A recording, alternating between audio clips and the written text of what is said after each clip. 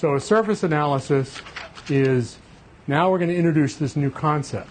So as we did with forensics with counter-forensic tools, now we're going to have counter-malware analysis tools. One of those counter-malware tools is called a packer, which is where I'm going to obfuscate the code. And what that means is I'm going to take this sequence of bits and I'm going to change it so that when you do your elementary analysis on it, like strings, you won't find anything. That's called one of the mechanisms for doing that uses a packer. Now, think back 10, 15 years ago about the state of computers at that point in time. Memory was very expensive. So if I can pack, or disk was expensive, if I can pack an executable and then unpack it when it runs, then I can save something, like disk space. So a use of a packer was a valid technique for conserving something back when something was expensive, like disk space in computers.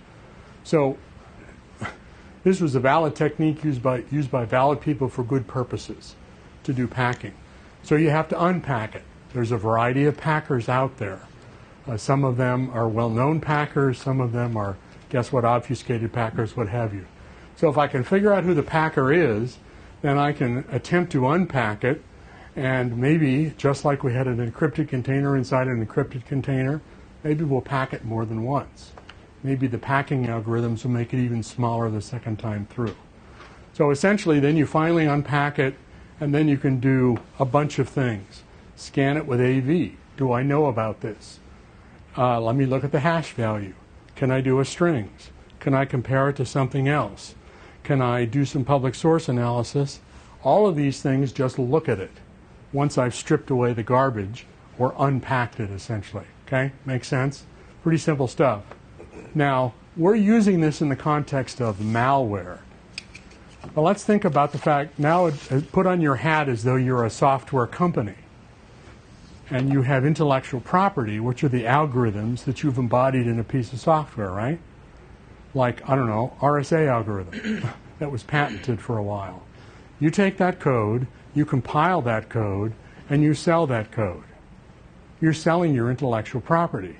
The state of reverse engineering is such that someone could take that code, reverse engineer it, and they come up with your algorithm, okay? So when you sell a piece of code, you're selling intellectual property. You're just hoping that people aren't going to reverse engineer it to determine your intellectual property. So what I'm telling you is we typically think of packing and obfuscation by people who are writing malware. Let me suggest that that's a good business practice as well, because you're selling your intellectual property. You want to make it harder, if not impossible, for somebody to determine your intellectual property by reverse engineering your code. So it's not just malware, although it's probably most of the case, it is malware. And computers are really fast these days. Memory is really cheap these days. So if I can put in 2 or 3 levels of packing and obfuscation, you're not even going to be able to tell it from a performance point of view, right? Probably in most cases. And if it's out in the cloud, you'll never know, because those things are faster than anything. So these are some of the things you do when you're doing a surface analysis: file size, compute the checksums, determine the file type. There is a program that runs under Unix that's called file. Anybody ever use it? What file? Tell me what file does. It tells you what type of file it is. If it's ASCII or if it's a binary, it tells you which. And how does it do that? It analyzes the first set of bits of the header, it's like the magic numbers, and then it goes against this. So essentially, there's an ancillary file that's stored in the etc directory /etc normally, or user share. It's called magic. That says go to this place in a file, and if you see this set of bits, which can be hex or octal or ASCII, then it's this kind of file. And so the magic says where to look and what to look for. And so it's not just at the beginning of the file, it can be at the end of the file. It can be, a gigabyte into it if the file is such. Failing to pass any of that, file then makes a determination. If it's a bunch of printable strings, it's going to call it printable strings. going to call a printable. It's going to look at it and say, gee, that looks like C, or gee, that looks like Python. It'll make some determinations based on some of the things that it sees. So what it does is it says, I don't care about file name, I don't care about extension, I'm going to look at contents, and based on things I know, I'm going to make a determination. So file is a very, very helpful tool, no matter what kind of analyst you are. And again, file is available under Linux, Mac OS, and available under Cygwin under Windows. So you can always have the file command. The first thing that you do is to say, tell me what kind of file it is. The second thing you do, based on the first thing, is give me printable strings. And you can do that in any environment. You're just doing surface level analysis. Pretty simple stuff. And you can do it everywhere. Okay? So that's what file does. So the file program does this, and based on what it sees, it tells you what it finds. And all along the way, as it says, be wary of file extensions. A file extension, unfortunately, in the Windows world, gives a clue as to how to execute or how to operate on that file. .exe means it is a binary file that you read and execute. .bat is what? What do you do with that? What could you do with that? At least two things. You could run it, or you could edit it. You could run it, or you could edit it. .dll. It's a dynamic link library that's part of an executable. So the extension, you don't even know it's in the file. You're just taking it based on the name. There is a program that is on the Search Forensic Appliance, and it's also in the repository, that's called MISIdentify. M-I-S-S identify. And essentially what it does is it does a file on the program and compares it to the extension. Because if you have a .exe that's really a GIF, an image picture, something's wrong here. So that would be helpful to know in an analysis setting that the extension doesn't match the contents. Well, how's that different from you using file? File simply tells you what it is. Misidentify says, oh, you can scan a whole drive and say which are files. Yeah. I found a DLL in the System32 directory that's text. Shouldn't be text. DLL should be a binary file. So that's a handy tool. Okay. So analysis tools. We've talked about most of these. You can always use a text editor. Emacs is a text editor done at MIT that lets you edit text, but it also lets you look at binary files. So if you're used to, for example, looking into hex editor, Emacs can be helpful. Emacs is a text editor. Emacs is a lifestyle. Emacs is a window manager. With Emacs, you can do everything.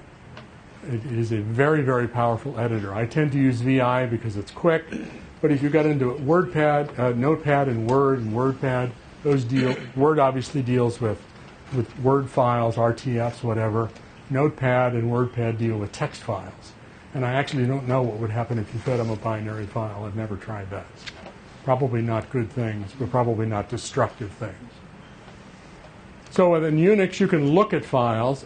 The cat program means take this file and print it out. Now, if it's a text file, good things will happen. If it's a binary file, not good things will happen. So you don't really want to cat a file until you've said, tell me about it. Run file, run strings, whatever. Doing surface analysis, list is the equivalent in Unix of dir that you've used at the command line. Unfortunately, the vast majority of these analysis tools are command line. And let me suggest, as I suggested to some other people a couple of years ago, that if you learn how to master the command line, that will put you far ahead of other people doing the same job. So if you learn how to use the bash, the born-again shell, under Linux, or command.exe or the exe, or the PowerShell under Windows, or bash under Mac OS, and you can use those command line tools, that will set you ahead of other people who are doing your job. You can use the file command or gfile. There's a collection of tools under Unix from GNU, GNU. GNU is not Unix. You can read about GNU. A lot of those files are prefaced by the letter G.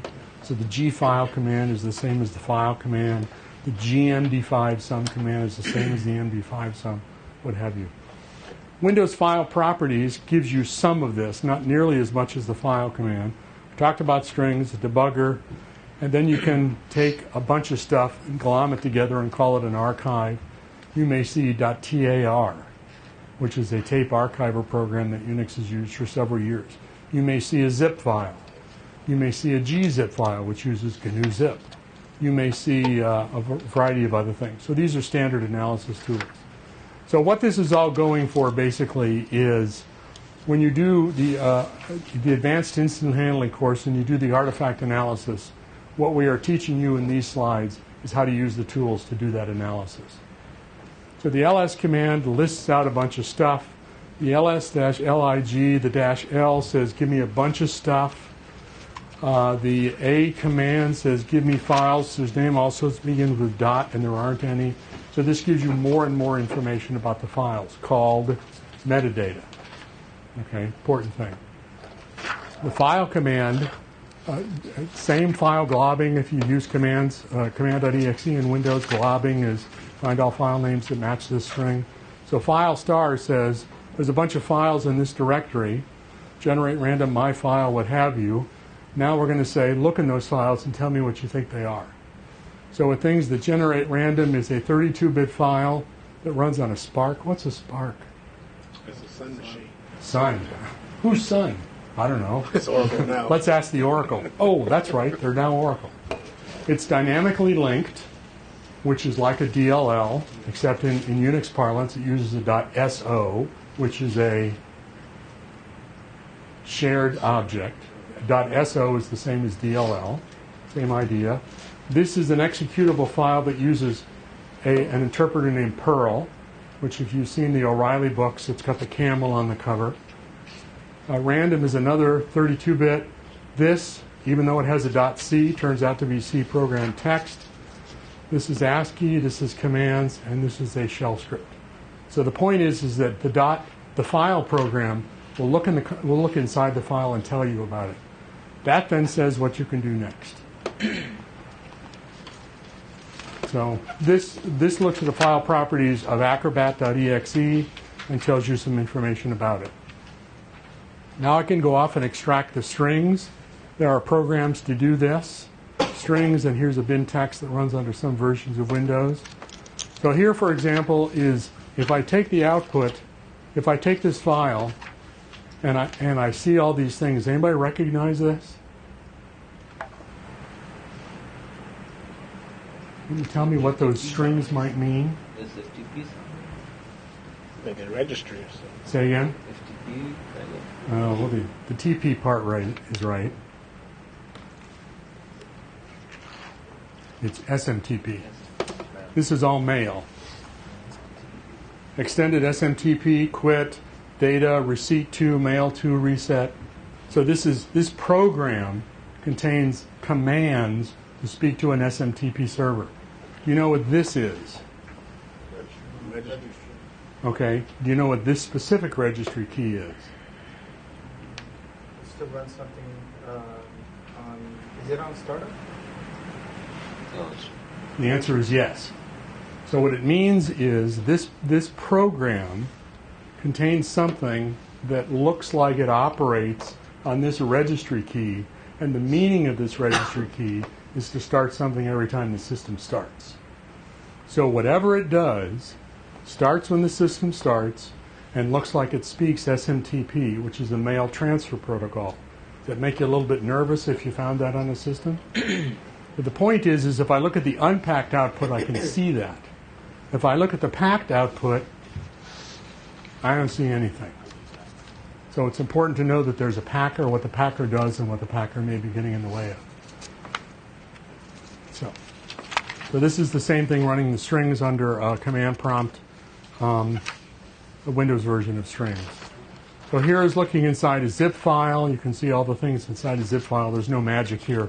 It's just a windowed interface to saying zip. The tar command essentially is like a zip. It's encoded a different way.